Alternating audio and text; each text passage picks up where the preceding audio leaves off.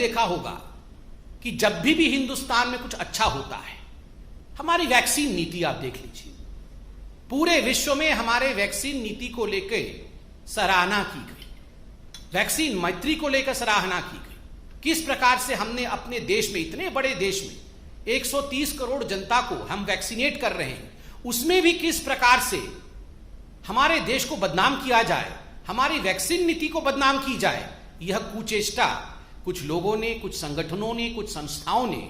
किया है और कुछ पोर्टल्स ने भी किया है। International brands and smart watches collection with great offers at Minutes to Style, Station Road, Ajmer and opposite Suchna Kendra, Jaipur Road, Ajmer. आज का ये जो पत्रकार वार्ता है, यह एक बहुत बड़ा खुलासा है। ये दिखाता है कि किस प्रकार हिंदुस्तान के अंदर एक सरगना है, हिंदुस्तान के अंदर एक ऐसा गैंग है जो कहीं ना कहीं भारतवर्ष को ही नीचा दिखाना चाहता है, भारतवर्ष द्वारा स्थापित किए हुए कीर्तिमानों को ये नीचा दिखाने की कोशिश कर रहा है। और ये सरगना जो है, ये केवल भारतवर्ष में है ऐसा नहीं है, it is an international conspiracy, एक अंतर्राष्ट्रीय साजिश है। और बहुत सारे डॉट्स, बहुत सारे जो कैरेक्टर्स होते हैं वो भारत में भी हैं और भारत के बाहर भी हैं। आज आपने अखबारों में सुबह पढ़ा होगा न्यूज क्लिक के विषय में। न्यूज क्लिक एक पोर्टल है, कुछ ऐसे पोर्टल्स हैं हिंदुस्तान में जो मीडिया का चोगा ओढ़ करके मीडिया बनने की कोशिश करती है, मगर वो मीडिया नहीं है। तो न्यूज क्लिक भी ठीक उसी प्रकार का एक पोर्टल है जो मीडिया हाउस नहीं है, मगर कहीं ना कहीं अपने आप को मीडिया के रूप में दिखाने का प्रयत्न करती है, भरसक प्रयास करती है। और आपने इस खबर में पढ़ा होगा किस प्रकार से करोड़ों रुपए, मैं उसका तथ्य आगे रखूंगा, भूमिका में पहले पूरे विषय को संजोता हूं फिर तथ्य रखूंगा, किस प्रकार करोड़ों रुपए विदेशों से संदिग्ध हिंदुस्तान आए हैं और उनका एक ही मकसद था, हिंदुस्तान के सरकार और हिंदुस्तान का जो सिस्टम है उसको धता बताना, उसको फेल्ड बताना और विदेशों को, विदेश की जो ताकतें हैं और खास करके अन्य देशों का हिंदुस्तान में प्रोपेगेंडा करना।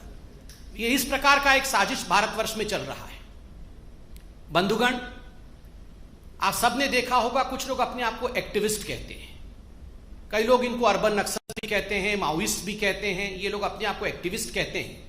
ये एक्टिविस्ट और ये जो पोर्टल वाले हैं जो मीडिया का चादर ओढ़ करके अपने आप को मीडिया के रूप में प्रोजेक्ट करते हैं,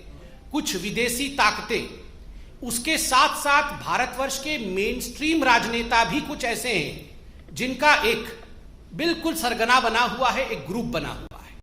और बहुत ही प्लान तरीके से,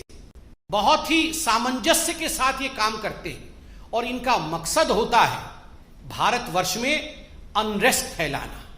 भारतवर्ष में अराजकता फैलाना, भारतवर्ष में कंफ्यूजन अर्थात भ्रम की स्थिति को उत्पन्न करना। आपने देखा होगा कि जब भी हिंदुस्तान में कुछ अच्छा होता है, हमारी वैक्सीन नीति आप देख लीजिए, पूरे विश्व में हमारे वैक्सीन नीति को लेकर सराहना की गई,